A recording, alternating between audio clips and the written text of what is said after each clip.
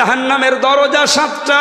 দুনিয়ায় যে যে ধরনের অপরাধ করবে কিয়ামতের দিন আল্লাহ তাকে ওই দরজা দিয়ে প্রবেশ করিয়ে শাস্তি দেবে। এখানে যে দরজার নাম আছে, নাম কি? আরো জোরে লাজা বলেন বলেন। এই কথাগুলো মুক্তিপণ হিসাবে আল্লাহ এই বিষয়গুলো দেওয়ার কথা বলছিলেন। হঠাৎ বলতে বলতে আলোচনার ধরন পাল্টিয়ে ফেলেছেন, ধমক সূচক শব্দ দিয়েছেন কাল্লা, কখনো না। একটাও তো নেব না, তোরে লাজায় দেব। কি লাজা?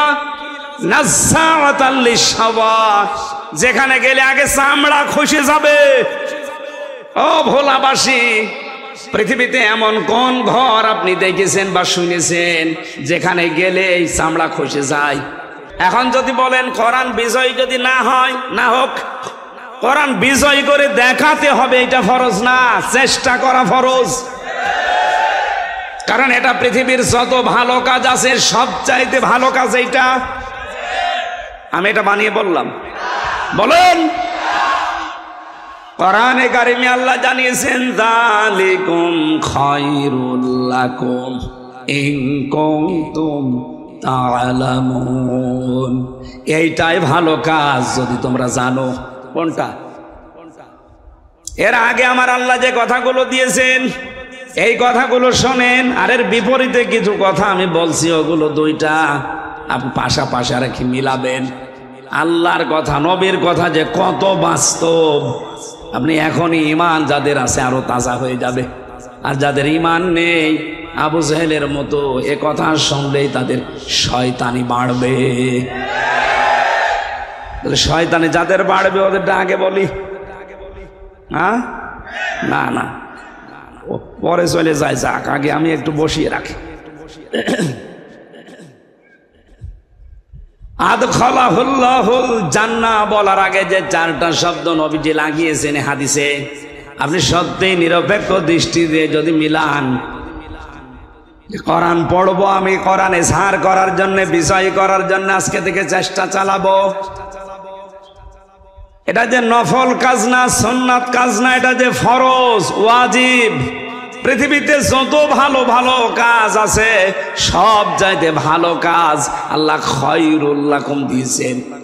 এইটাই ভালো কাজ বলার আগে আমার আল্লাহ জানিয়ে দিলেন, তুমিনুনা বিল্লাহি ওয়া রাসূলিহি ওয়া তুজাহিদুনা ফি সাবিলিল্লাহ বিআমওয়ালিকুম ওয়া আনফুসিকুম যালিকুম খায়রুল লাকুম।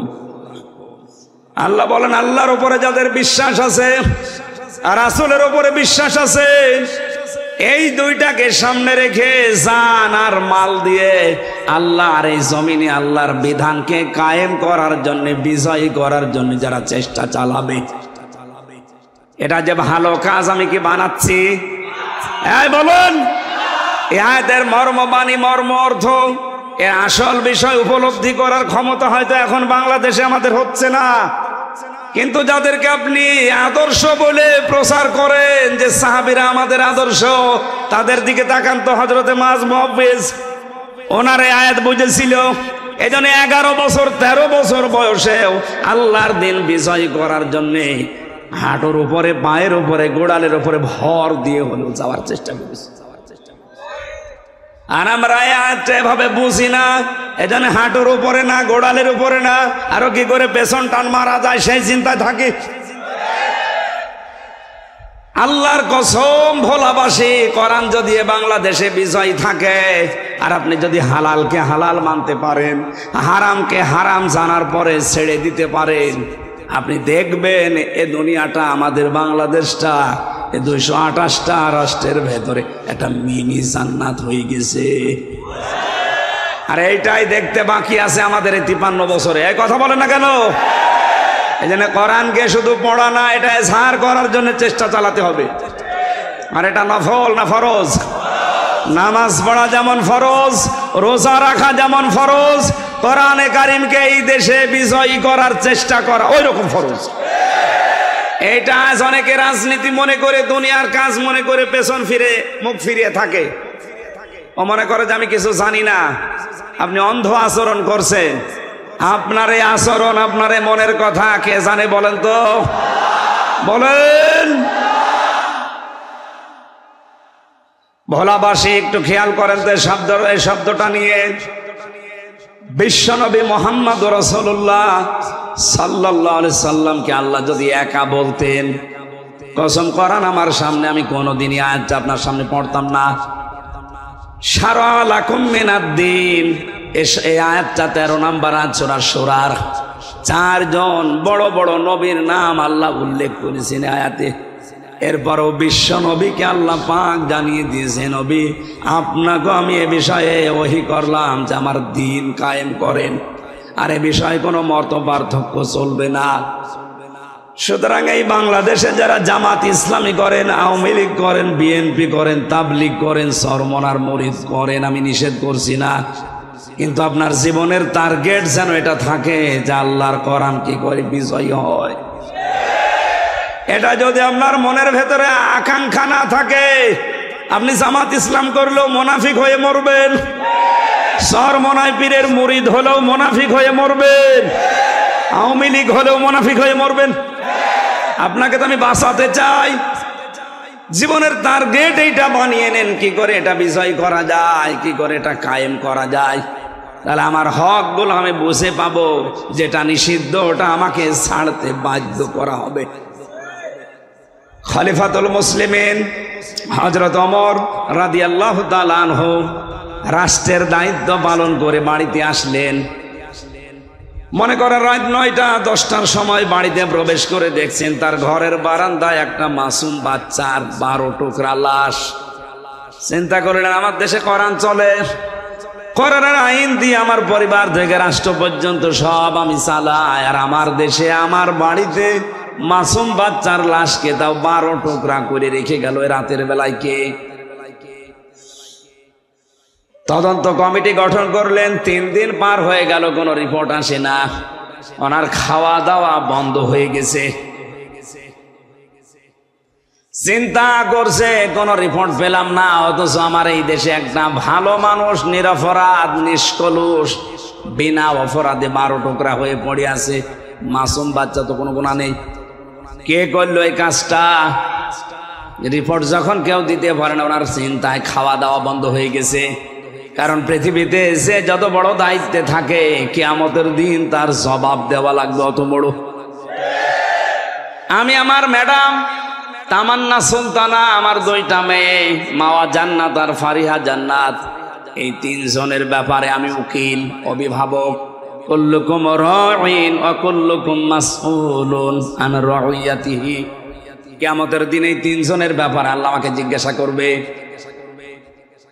চেয়ারম্যান সাহেবের আয়ত তো আমার চাইতে আরেকটু বেশি, এমপি সাহেবের আরেকটু বেশি, প্রধানমন্ত্রীর আরো বেশি। এই পৃথিবীর মোড়ল যিনি জো বাইডেনের, এর আয়ত তো আরো বেশি। কিয়ামতের দিন ওরে 750 কোটি মানুষের ব্যাপারে আল্লাহ জিজ্ঞাসা করবে। তারপরে বাকি প্রধানমন্ত্রীকে 18 কোটি মানুষের ব্যাপারে জিজ্ঞাসা করা হবে এদের হক সম্পর্কে। এরপরে বাকি কথা। আমি আমির হামজাকে মাত্র 3 জনের ব্যাপারে জিজ্ঞাসা করবে যে এদের হক আদায় করেছিলি কিনা বল। যদি সঠিক জবাব দিতে পারি, বাকি অন্য বিচার শুরু হবে। প্রতিটি মানুষ যেহেতু দায়িত্বশীল, তার স্ব দায়িত্ব সম্পর্কে তাকে জিজ্ঞাসা করা হবে। অবলাবাসী হাদিসটা নিয়ে একটু ভাবেন। হযরত ওমর চিন্তা করেন, আমার জামানায় কোরআন চলে, তাও রাষ্ট্রীয়ভাবে প্রতিষ্ঠিত কোরআন। এখানে বিজয় আছে, কোরআনে সাহার করা আছে, কায়েম করা আছে। আর আমার দেশে এই অবস্থায় 12 টুকরা একটা লাশ পড়ে আছে, তাও আমার ঘরের বারান্দায়। না, চিন্তা, টেনশনে, পেরেশানিতে খাওয়া দাওয়া বন্ধ করে দিয়েছে।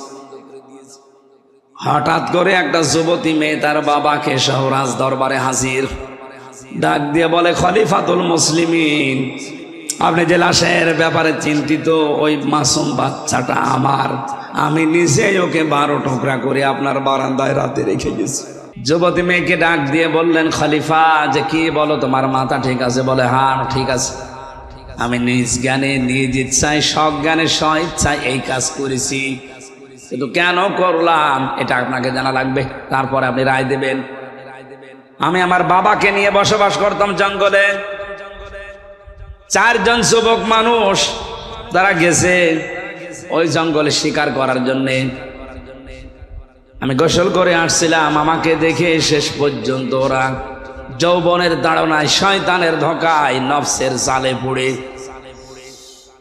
আমাকে তারা শেষ পর্যন্ত আমার সম্ভ্রম নষ্ট করে ফেলেছে। এখান থেকে শেষ না, চিন্তা করলাম আমার এই সন্তানটার বাবা তো একজন না, বাবা কয়জন বলেন না কেন? 4 বাবার ছেলে মেয়ে হলে ভালো হবে। সন্তানটা জন্ম নেওয়ার পরে আমি চিন্তা ভাবনা আরো বেড়ে গেল যে এর তো আসলে কোনো দোষ নেই, দোষ তো ওই মানুষগুলোর। এত নিষ্পাপ মানুষ। দুনিয়াতে আসার পরে আমি চিন্তা করেছি এর দোষ নেই, কিন্তু কোরআনে কারীম আমাকে বারবার ডাক দিচ্ছে, অতুল্লিম বাদা যালিকা জানিম। আল্লাহ পাক বলেন, হে নবী, এই পৃথিবীতে ডাইরেক্ট ইনডাইরেক্ট কোরআনের বিরুদ্ধে যারা আছে আপনি দেখবেন ওই মানুষগুলো যার সন্তান এ দেশে নেই। ক্ষমতার দোহাই দিয়ে হোক, প্রভাব প্রতিপত্তির দোহাই দিয়ে হোক, আইনের বলে হোক, কোরআনের বিরুদ্ধে যারাই অবস্থান নেবে আপনি পেছনে হাত দিয়ে খোঁজ খবর নিয়ে জানবেন, দেখবেন ওর জন্মে ঠিক নেই, সে যেই হোক। কোরআনে কারীমের আয়াত আমাকে বারবার আমাকে তাড়া দেয় যে তোমার এই সন্তান তো ঠিক আছে, নিষ্পাপ, কিন্তু এর বাবা তো ঠিক নেই। কয়জন? 4 বাবার সন্তান কি হয়? জারজ। বলেন না কেন? আমার সন্তান জারজ হয়ে বড় হবে, ও বড় হওয়ার পরে কোরআনের বিরুদ্ধে অবস্থান নেবে, আর আমি মা হয়ে ওই বয়সে বসে বসে দেখবো না। ওই বয়স চাওয়ার আগে ওরে আমি দুনিয়া থেকে বিদায় করে দেই। এই জন্যে কোরআনে কারীমের এই আদেশ আমার সামনে, এ কারণে টুকরা টুকরা করেছি 12টা। মনে করলাম আমার তো বিচার হওয়া দরকার, কারণ মানুষ হত্যা করে যদি বিচার না হয়, কোন বিচার কোরআনে কারীমে যেটা 500টা আইন আল্লাহ দিয়েছেন, এই 500 আইনের একটা আইনও যদি আপনি লঙ্ঘন করেন, আর আইনটা যদি দুনিয়াতে বিচার সঠিকভাবে না হয়, কিয়ামতের দিন ওই বিচার আল্লাহ ডবল করে করবে। আমি বোঝাতে পারিছি? পৃথিবীতে কোনো কোরআনের আইনের কোনো বিচার যদি আপনি না পান, যে কোনো কায়দায় বেঁচে গেলেন, কিয়ামতের দিন আমার আল্লাহ যদি ওই বিচার করে ডবল করে করবে। আর কোরআনে কারীমের 500 আইন এর বিরুদ্ধে অবস্থান নিয়ে পৃথিবীর জমিনে যদি আপনি কিছু করে থাকেন, কোরআনের আয়াতের ব্যাখ্যায় তাফসিরে আমি পড়েছি 2টা শাস্তি আপনাকে আল্লাহ দুনিয়ায় দেবেই। এটা আছে সূরা তহা 16 নম্বর পারা 19 নম্বর পৃষ্ঠা 12 নম্বর লাইনের 124 নম্বর আয়াতের ব্যাখ্যায়, ওমান আ'রাদা আন যিকরি ফাইন্না লাহু মাঈশাতান দঙ্কা ইলা আখিরি আয়াত। দলিলগুলো লম্বা করে ব্যাখ্যা করে বলতে গেলে আমার আসল উদ্দেশ্য শেষ হয়ে যাবে। আল্লাহ এখানে জানাতে চেয়েছে, দুনিয়াতে আল্লাহর আইন বাদ দিয়ে, আল্লাহর বিধান বাদ দিয়ে কেউ যদি উপায় করে টাকা পয়সা, ধন সম্পদ, আমার আল্লাহ বলেন ওর জীবন আমি 1 নম্বরে দঙ্কা সংকীর্ণ করে দেব, ওর উপায় আয় উন্নতিতে কোনো বরকত থাকবে না। আপনাদের এই সমস্ত জেলাগুলোর খবর আমরা অনেকগুলো বিষয় জানি, আমি নাম নিয়ে বলতে পারছি না, তাই অনেকে চেয়ার পাওয়ার পর এই 15 বছরে এত জমির এত টাকার মালিক হয়েছে সে নিজেও জানে না। আয়াতের ব্যাখ্যায় যে 2টা শব্দ পেয়েছি কোরআন দিয়ে, আমি কি বলবো না গোপন করে দেব? হ্যাঁ বলি, আমি আবার 3 বছর চাই। আপনারা কানে হাত দিয়ে থাকেন, আমি বলে ফেলি। অবৈধ ইনকাম যারা করছেন করেছেন, 1 নম্বরে শাস্তি তাদের, দুনিয়াতে ওই সম্পদ আপনাকে আল্লাহ ভোগ করতে দেবে না।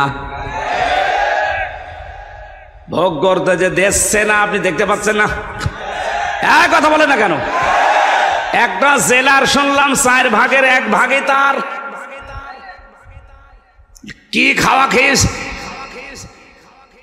একটা জেলার 4 ভাগের 1 ভাগ যদি একজনের হয় তো বাকিগুলো কি ঘাস কাটছে? বিশাল সম্পদের মালিক কিয়ামত পর্যন্ত হায়াত পেলেও তার হওয়ার কথা ছিল না, কারণ তার যে বেতন আমি তো জানি। আমি সেই 11 সাল থেকে প্রশাসনের সাথে আছি, কারণ আমি 11 সালে প্রথম গ্রেফতার হওয়ার পরে ওসি সাহেবকে পড়াতাম। ওনার ওই জায়গা থেকে একেবারে আইসি পর্যন্ত যত সিস্টেম আছে সবগুলো আমার আয়ত্ত করা আছে, কার কি পজিশন, কার কি টাকা, যে হিসাব এখন বের হচ্ছে, যে বাস্তবতা আমাদের সামনে আসছে। আমরা দেখতে পাচ্ছি এই লোকটা যদি কিয়ামত পর্যন্ত হায়াত পায় আর ওই বেতন নিয়ে যদি চলে, এই সম্পদের মালিক হওয়া তার দ্বারা আরো কঠিন, কারণ তার আরো খরচ নেই। আর ওনারা যে সমস্ত ভিআইপি জায়গায় থাকে, আমি যে ওসিকে পড়াতাম, ওনার বেতন ওই সময় ছিল মনে হয় 42,000 টাকা, অথচ ওনার স্ত্রী আর সন্তান 2টা ঢাকাতে যে বাড়ি নিয়ে থাকে, ওই বাড়ির ভাড়াই হচ্ছে ওই সময় 11 সালে 52,000 টাকা। বেতন কত? আর বাড়ি ভাড়া, বাকি টাকা আরো নেই। খাওয়া দাওয়া আছে, ছেলে মেয়ের কলেজে বিশ্ববিদ্যালয়ে লেখাপড়া আছে, আর তার ম্যাডামের যে সাজ, সব মিলে মনে হয় 2.5 থেকে 3 লাখ টাকা না হলে মাস যাওয়ার কথা। বেতন কত? ও বেতন যাওয়ার পরও আরো ফেরেশতারা দিয়ে যায়।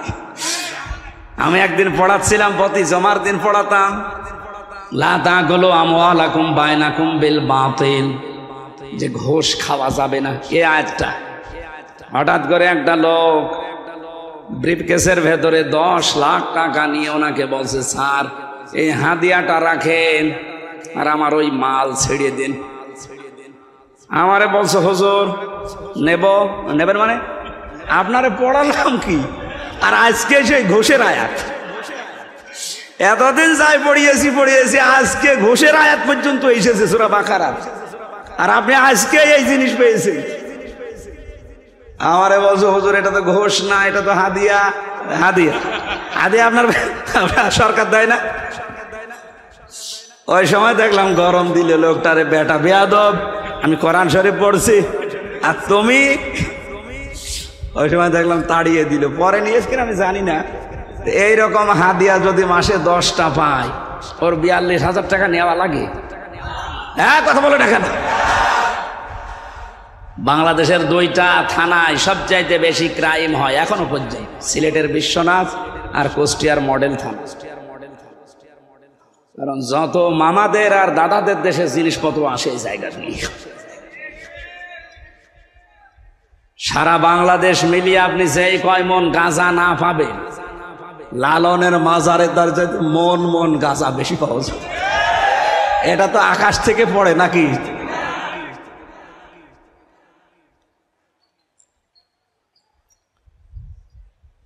এই জন্য ওনার যে বেতন আছে, ওনার তো সংসার আছে, ছেলে মেয়ে আছে, স্ত্রী আছে, মা বাবা আছে, সব খরচ মিটিয়ে তারপরে তো আপনি জমি কিনবেন। পাবেন কোথায়? পাবেন না।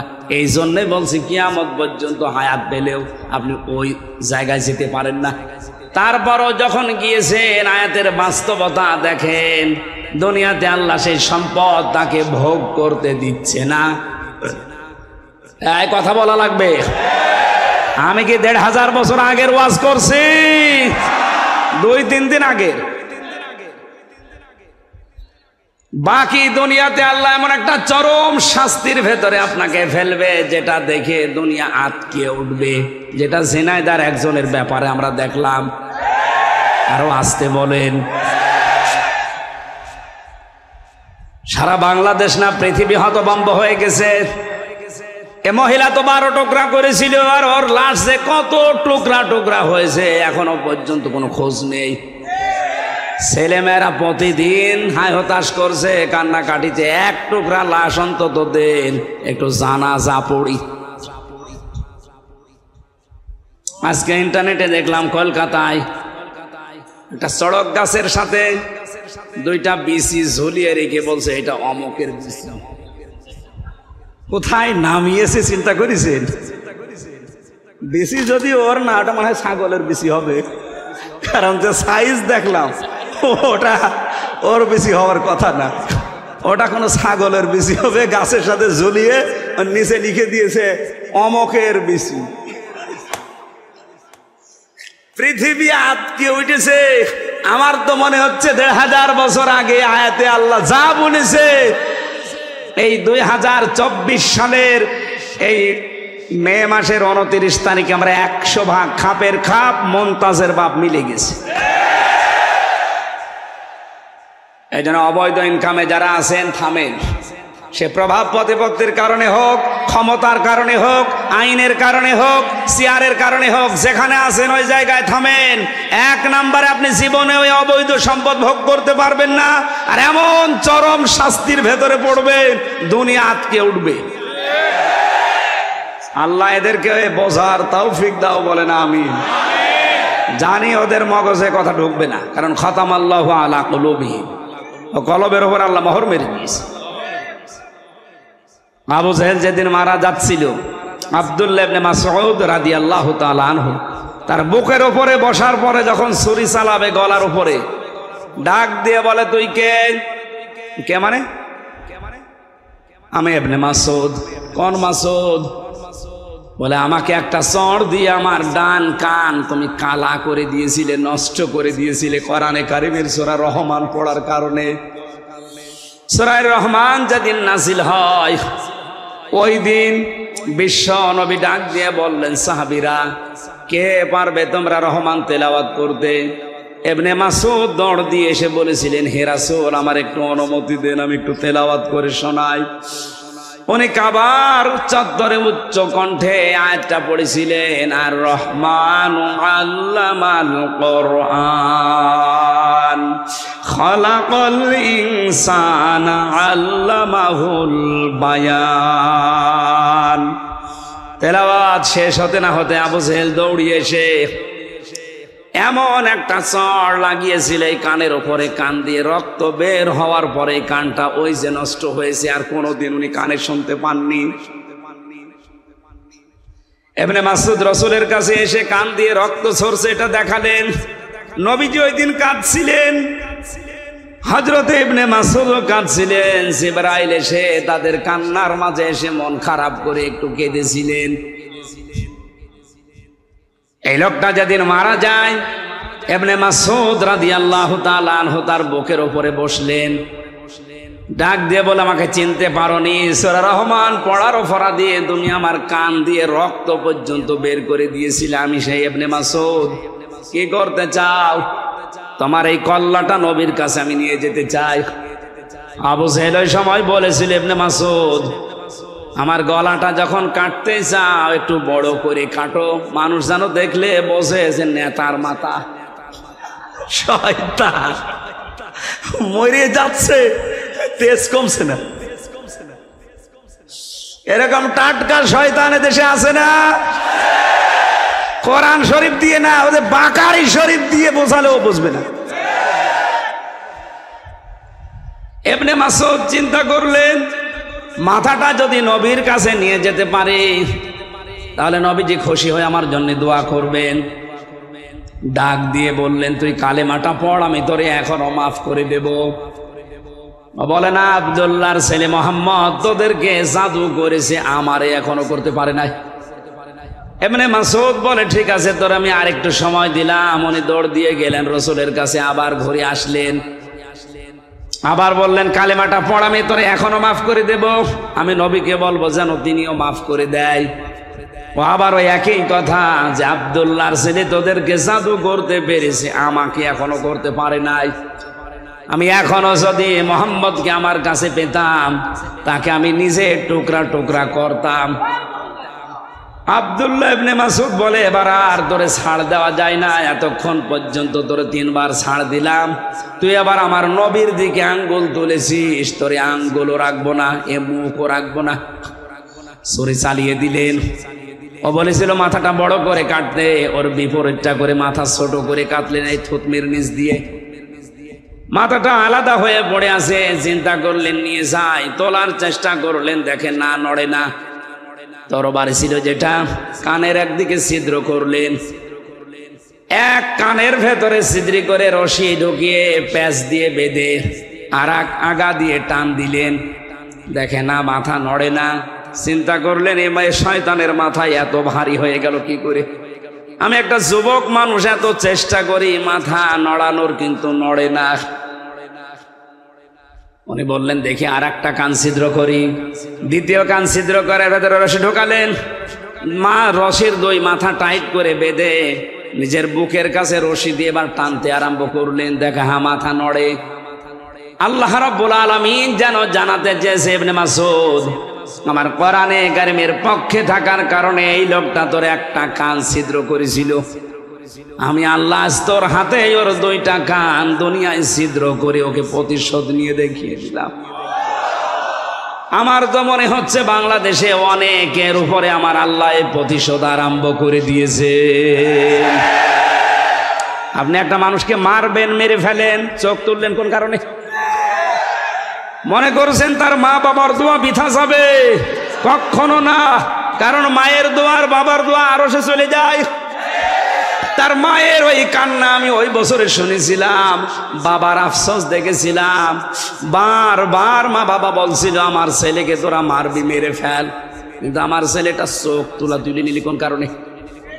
আমার মনে হয় মা বাবা তাহাজ্জুদের পার্টিতে বসে আল্লাহর দরবারে বিচার দিয়ে ফেলেছিল। ওই বিচার আমার আল্লাহ এখনো পর্যন্ত ভুলে যায় নাই। আপনি তার এক চোখ তুলেছিলেন, দুই চোখ তুলেছিলেন, আপনাকে আল্লাহ এত টুকরা টুকরা করে দুনিয়া থেকে বিদায় দিয়েছে যে জানাজা পড়ানোর জন্য একটা টুকরা এখন পাওয়া যাচ্ছে না।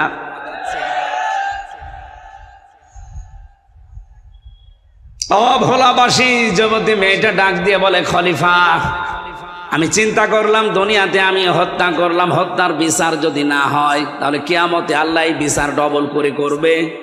সুতরাং আমি যেন বিচার তাড়াতাড়ি পাই, এই কারণে আপনার বারান্দায় রাতের বেলা চুরি করে লাশটা রেখে গেছি।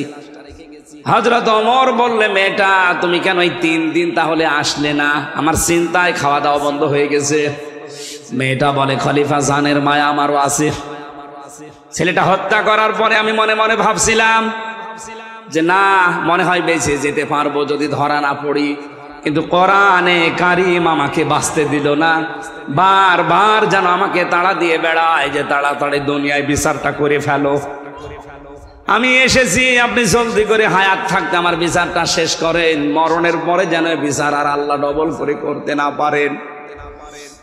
হযরত ওমর রায় দেবেন, হঠাৎ তাকিয়ে দেখলেন ওই 4 জন যুবক এসে হাজির।